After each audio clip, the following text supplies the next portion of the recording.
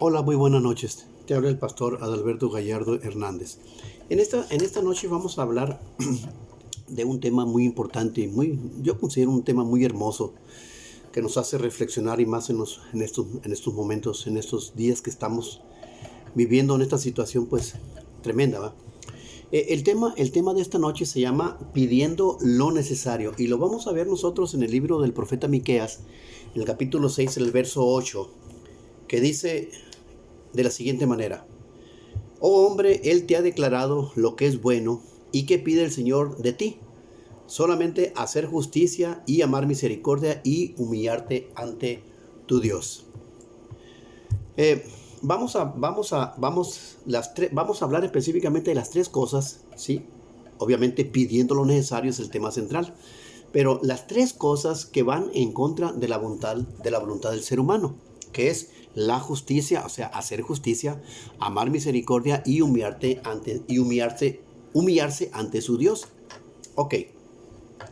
El apóstol Pablo, en la carta a los filipenses, dice en el capítulo 4, verso 8, dice: por lo demás, hermanos, todo lo que es verdadero, todo lo honesto, todo lo justo, todo lo puro, todo lo amable, todo lo que es de buen nombre, si hay virtud alguna, si algo digno de alabanza, en esto pensad. Ok, el apóstol Pablo nos está hablando específicamente sobre la importancia del pensamiento, ¿sí? De que nosotros tenemos como seres humanos. ¿Por qué? Porque venimos de una naturaleza caída, ¿sí? Traemos la naturaleza caída. Entonces para eso vino Yeshua el Mesías, ¿sí? Para reconciliarnos específicamente con el Padre, porque estábamos enemistados con Él. Ahora bien, la palabra de Dios es muy sencilla. Los 66 libros, ¿verdad?, que hablan específicamente de porque hablan de un solo personaje. Los 66 libros, todos los libros hablan de Yeshua, todos. Por eso el tema central, ¿verdad? El versículo central es Juan 3:16, porque de tal manera amó Dios al mundo que ha dado a su Hijo unigénito para que todo aquel que en él cree no se pierda, mas tenga vida eterna. Ok, volviendo. Vamos a parafrasear, perdón, la palabra: oh hombre, Él te ha declarado lo que es bueno y que pide de ti. Vamos a parafrasear Miqueas 6:8 en 4 puntos. Ya lo dije ahorita. Oh hombre, Él te ha declarado lo que es bueno y que pide de ti. El apóstol Juan, en el capítulo 6, ¿sí? Dice, versículos 27 y 28, las escrituras dicen lo siguiente: eh, trabajad no por la comida que perece, sino por la comida que a vida eterna permanece, la cual el Hijo del Hombre os dará, porque a este señaló Dios el Padre. Aquí viene lo trascendental, ¿verdad? De lo que quiero hablar. Entonces le dijeron: ¿qué debemos hacer para poner en práctica las obras de Dios? Respondió Yeshua y les dijo: esta es la obra de Dios, que creáis en el que Él ha enviado. Han surgido tantas religiones, miles de religiones han nacido, ¿verdad? Y lo único que han hecho es desvirtuar específicamente lo que Dios quiere, lo que pide solamente de ti. El evangelio es tan sencillo, es no sé cómo me explico, no sé cómo el hombre desvirtúa. Esto me recuerda una anécdota, ¿sí? Haciendo alusión a lo que estoy hablando. Esto me recuerda una anécdota que resulta que yo tenía un tío por lado de mi madre. Sí, era el tío, el mayor, se llamaba Ramón Hernández y era periodista. Estoy hablando de acá, de aquí de Guasave, Sinaloa. Entonces, mi tío resulta que fue a un lugar donde se vendían tostadas, unas tostadas bien ricas con acelgas, y luego algo rico, el caldo ni qué decirlo. Te lo digo porque a mí me tocó probarlas. Entonces mi tío fue y resulta que era muy bromista. Se le caracterizaba su personalidad como muy bromista. Y dentro de esa broma hablaba mucha verdad. Bien, el caso es que el propietario de ese lugar se llamaba José. No sé si todavía exista, ¿sí? No sé todavía si ese lugar, ¿verdad?, vendan tostadas. Y no sé, la verdad no sé. Pero el caso es que llega mi tío y entonces ese lugar era un poquito largo. Sí tenía como unos, vamos a decir, unos 15, unos 20 metros de largo, ¿sí? Por unos, ¿qué? Era muy chico el negocio, pero era un negocio, la verdad que muy concurrido. Entonces resulta que le dice, desde casi de la entrada del negocio, le grita, se para mi tío y le dice, oye José, esta carne está perdida. Entonces el propietario del negocio le dijo, Ramón, desde el otro extremo le contestó, le dijo, no Ramón, no es posible porque yo mismo me encargué de comprarle en la mañana y yo busco la mejor carne. No, dice, la verdad es que está perdida, no puede ser posible Ramón. Sí, está perdida, pero entre tanto ramajo que le echaste. Entonces, así es lo que muchas veces el hombre quiere echarle tantas cosas quiere anexarle, o sea, como las tostadas de José, ¿sí? El evangelio lo ahogan con tanta verdura, con tantas religiones, con tanta cosa. El mismo apóstol Juan dijo muy clarito en el capítulo 20, del verso 30 y 31, que dice, hizo además Yeshua muchas otras señales en presencia de sus discípulos, las cuales no están escritas en este libro, pero estas se han escrito para que creáis que Yeshua es el Mesías, el Hijo de Dios, y para que creyendo tengáis vida en su nombre. O sea, estas cosas se escribieron única y exclusivamente para eso, ¿sí? Vuelvo a repetir ese texto que me gusta mucho mencionar, ¿verdad? Y es alusivo y se acomoda de muchas formas y de muchas maneras en Romanos 15:4, porque las cosas que se escribieron antes para nuestra enseñanza se escribieron a fin de que por la paciencia y la consolación de las escrituras tengamos esperanza. Entonces el hombre, el Señor le dice al hombre, ¿verdad? ¿Qué es o sea, lo que es bueno y qué pide de ti? ¿Sí? Él pide específicamente en nuestro corazón. ¿Y qué es lo bueno? Bien, dentro de tanta cosa tremenda que hay en este mundo, surge específicamente lo bueno, lo extraordinario, ¿verdad? Lo que el hombre mismo se ha encargado de rechazar. Qué curioso, el hombre se encarga de rechazar específicamente lo que le da vida. Lo que da vida y le da vida específicamente. El apóstol Pablo en Filipenses capítulo 4, verso 8 dice, por lo demás, hermanos, todo lo que es verdadero, todo lo honesto, todo lo justo, todo lo puro, todo lo amable, todo lo que es de buen nombre, si hay virtud alguna, si hay algo de alabanza, en esto pensad, dice el apóstol Pablo, y dice lo que aprendiste, dice, y recibiste, lo que aprendiste y recibiste y oíste en mí, esto haced, y el Dios de paz estará con vosotros. Entonces no hay por qué, no hay que, mira, para entendernos un poquito más clarito, al Señor no hay que tratar de entenderlo porque no lo vamos a lograr del todo, ¿verdad? Vamos mejor a obedecerle, ¿sí? Es mucho más fácil para nosotros obedecerle, ¿verdad?, que estar argumentando lo que Él dejó escrito, lo que realmente Él es. Estamos hablando de un Dios inmenso, de un Dios extenso, de un Dios superlativo, ¿verdad? De un Dios que, pues, con decirte que sustenta todas las cosas, ¿verdad? con su poder. Entonces, ¿de qué estamos hablando? ¿Y de quién estamos hablando? Alguien que el mismo Dios que se encarnó, ¿verdad? ¿Para qué? Para darnos vida, para llevarnos para quitarnos de las tinieblas a su luz admirable. Bien, entonces dice, vuelvo a repetir,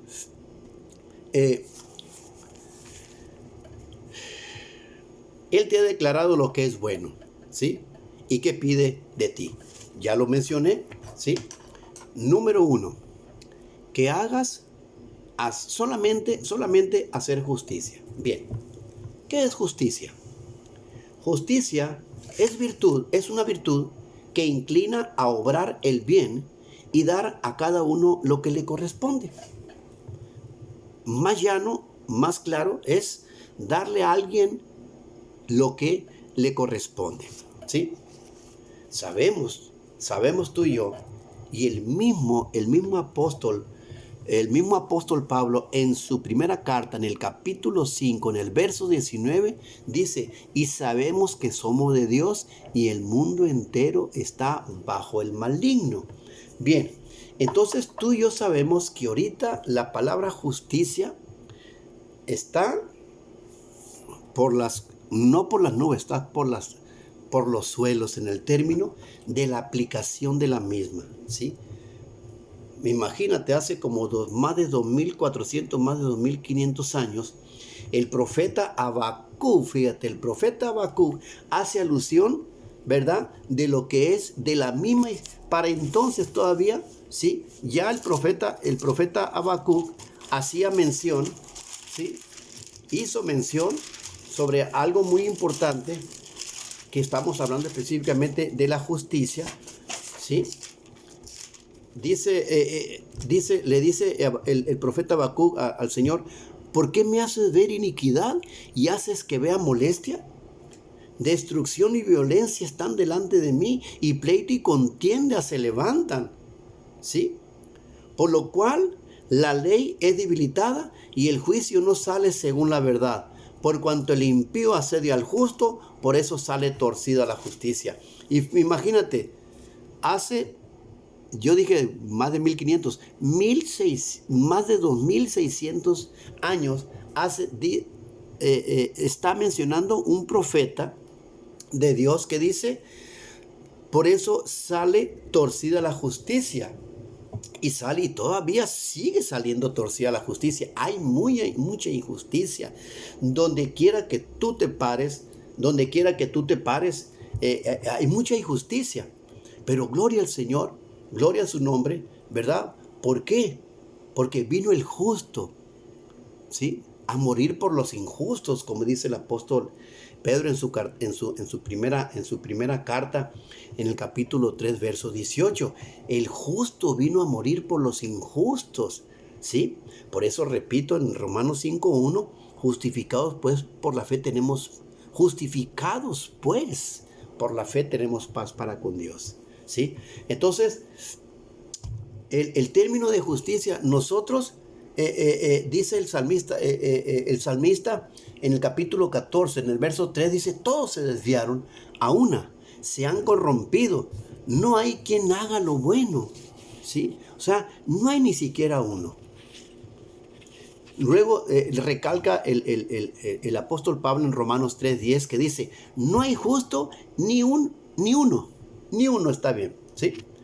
Entonces, ahorita vuelvo a repetir, dice, porque también Yeshua en el capítulo 3 de la primera carta del apóstol Pedro, en el verso 18 dice, porque también Yeshua padeció una vez por los injustos para llevarnos a Dios. Por eso, entonces, si Él es justo, Él nos pide que nosotros hagamos justicia, ¿sí?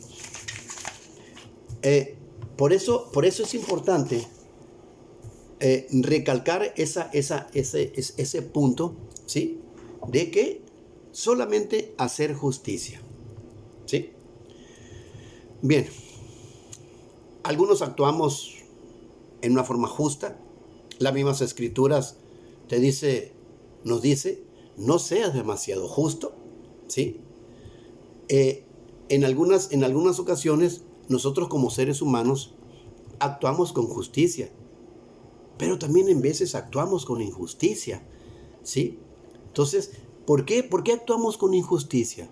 Bien, en el caso del Hijo de Dios, actúa por injusticia porque todavía está la naturaleza de pecado. Está la naturaleza humana específicamente, ¿sí? Por eso hace cosas injustas. Pero el Señor nos pide, como hijos de Dios, que no seamos injustos, ¿sí? ¿Por qué? Porque el justo, que es Yeshua, ya nos redimió, ¿sí? Mediante su propia justicia. Algunos queremos ahora como dicen luego, querer tapar el sol con un dedo, diciendo que sí somos justos, de hecho sí somos justos. ¿Sí? Eso me hace recordar que una vez un señor fue a un supermercado, ¿sí? Iba acompañado de una mujer y luego iban dos criaturas con ellos. Entonces el muchacho, este muchacho llegó y con esta señora y con los dos niños, con las dos criaturas, llegó, compró algunas cosas y resulta que cuando pagó se dio cuenta, pero o sea, se dio cuenta cuando ya iba saliendo. Bueno, el caso es que pagó y todo, y cuando salió, ¿sí? Iba a subirse al carro y se dio cuenta que le había dado mucho dinero de más. O sea, la cajera, la muchacha, la empleada, le dio mucho dinero, le dio dinero de más, o sea, le dio el dinero equivocado de más.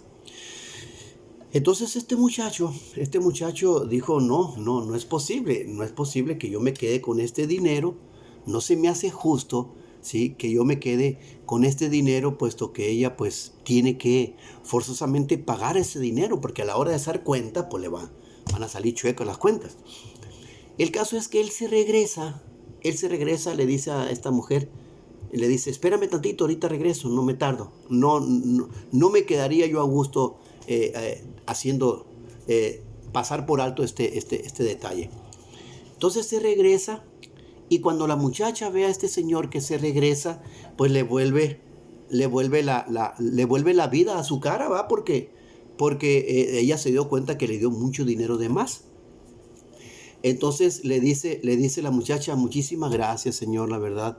Gracias por haberse regresado, la verdad.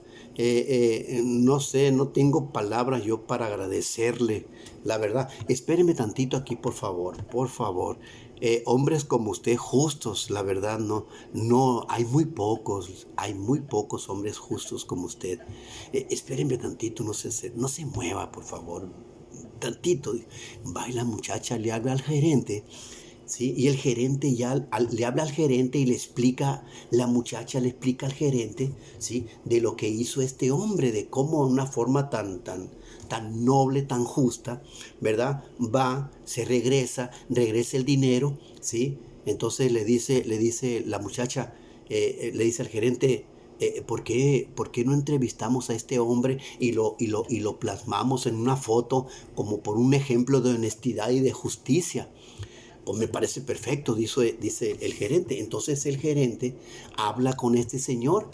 Entonces, y le plantea el gerente lo que le propuso la empleada, ¿sí? En gratitud específicamente a eso. Entonces el muchacho, el señor llama aparte al gerente, ¿sí? Y le dice, muchas gracias, se lo agradezco por la intención que tiene usted para conmigo de ponerme como ejemplo de una persona muy justa, ¿sí? Pero tráigase a su esposa y tráigase a sus hijos, para que sus hijos, ¿verdad?, en el día de ayer vean plasmada la foto de la honestidad y la justicia de parte suya. Es que de eso le quiero hablar. Digo, yo no quiero que así dejen todo. Dice, no hay ningún problema. Pero ¿cuál es el inconveniente?, le dice el gerente. Es que la mujer que viene conmigo no es mi esposa, dice. No es mi esposa. Entonces, bien, cada quien maneja la justicia como realmente piensa y que es, ¿verdad? Entonces, bien. Ahora bien, lo injusto lo podemos ver en todo lo que hace el ser humano. donde esté el ser humano, como yo suelo mencionar muchas veces, donde esté el ser humano, espéralo todo. Proverbios 29:2, ¿qué dice? Vamos a ir a Proverbios, al proverbista Salomón 29:2, donde dice, a ver, permíteme, Proverbios 29:2 dice: cuando los justos dominan, el pueblo se alegra, mas cuando domina el impío, pues el pueblo gime, ¿sí? Entonces nosotros vemos que cuando la justicia, ¿sí?, está como parte principal, ahora como decimos luego en esta familia, en las autoridades, ¿sí? Cuando un gobierno es justo, obviamente las mismas escrituras lo dicen, lo confirman y lo reafirman diciendo, cuando el justo domina al pueblo, cuando gobierna al pueblo, específicamente, pues el pueblo se alegra, ¿sí? Pero ya vemos específicamente, ¿sí?, que hacer justicia es una de las cosas que se le dificulta o se nos dificulta mucho a nosotros. Sin embargo, el Señor nos pide como puntos simple y sencillo que nosotros hagamos justicia. ¿Cuál es el otro punto? Amar misericordia. Otro detalle muy importante que yo considero que estas cuatro cosas van ligadas, ¿verdad? Y como tal vamos a ligarlas. Amar misericordia. Yo menciono muchas veces el término gracia, el término justicia y el término misericordia. ¿Qué es gracia? Gracia es darle algo a alguien, darle a alguien algo que no se merece. Gracia es darle a alguien que no se lo merece, ¿sí? ¿Qué es justicia? Justicia es darle algo a alguien que se lo merece. ¿Y qué es misericordia? Misericordia es darle a alguien más de lo que se merece. Entonces, por lo tanto, el Señor dice en su palabra, ser misericordiosos como vuestro Padre Celestial es misericordioso, ¿sí? ¿Qué es misericordia? Misericordia significa ser bondadoso, tener gracia, dar fidelidad, o sea, dar confianza, dar fidelidad y devoción y por sobre todo amor para con el prójimo, ¿sí? Entonces el que es justo generalmente va a amar misericordia, ¿sí? Porque cuando aprende específicamente cuando entiende lo que el Señor le dice, lo que es bueno, entonces empieza a obrar con justicia y como tal, ¿verdad?, con misericordia. No hay que confundir, ¿sí?, compasión con lástima. Son dos cosas muy diferentes, ¿verdad? Compasión, por ejemplo, es hacer tuyo el dolor y no nomás es simplemente hacerlo tuyo, sino ayudar al que está en el dolor y en la angustia. La misma palabra dice llorar con los que lloran y reír con los que ríen, ¿no? Entonces, te digo que la compasión y la lástima son dos cosas muy diferentes. Vamos a entenderla con un ejemplo te voy a dar un ejemplo para esclarecerlo mucho más claro. Por ejemplo, ¿qué es un mendigo y qué es un mendigo? Bien, mendigo es el que pide y mendigo el que no le da. Esa es la única, es donde se identifican específicamente lo que es la compasión y la lástima, ¿no? Bien, es importante, ¿verdad?, que nosotros que amemos misericordia, ¿sí? Es muy bonito. Tenemos al carpintero de Nazaret, a Yeshua, el Mesías, ¿verdad?, que dice, no cabe duda, dice que lo menciona, lo ratifica el apóstol Pablo diciendo que es más bienaventurado dar que recibir. Y eso es muy cierto, porque tan así que Él se dio por nosotros, ¿sí? Y el último punto dice, y humillarte ante tu Dios, ¿sí? Muchas veces nosotros, como seres humanos, en términos generales, ¿verdad?, tenemos no sé, la situación de que como tenemos sentimientos, como tenemos emociones, obviamente estamos compuestos en tres partes: cuerpo, alma y espíritu, ¿sí? Entonces, en el alma están las emociones, están los asentamientos de las emociones, ¿sí? Entonces el detalle está de que muchas veces nosotros, el humillarnos ante nuestro Dios se nos dificulta pues para muchos se les dificulta en gran manera. Ahora, ¿por qué? Porque tiene sus propias ideologías el propio ser humano, ¿sí? Habíamos mencionado, bueno, depende, pues, ¿a qué Dios te vas a humillar? No, pues déjame decirte que solamente hay un Dios verdadero, ¿sí? El Dios de Abraham, el Dios de Isaac, el Dios de Jacob. Ese es el Dios verdadero. No hay otro Dios. No hay otro Dios, ¿sí? Y no queremos buscar otro Dios porque solamente hay un solo Dios. Ese Dios que se humanó, ¿sí? Como dice el apóstol Juan en su primera, en capítulo 1, verso 14, ¿sí? Verso 14, dice el apóstol Juan, ¿sí? Que dice: y aquel verbo se hizo carne, ¿sí? Y aquel verbo fue hecho carne y habitó entre nosotros, y vimos su gloria, gloria como del unigénito del Padre, lleno de gracia y de verdad. Entonces, hay un solo Dios.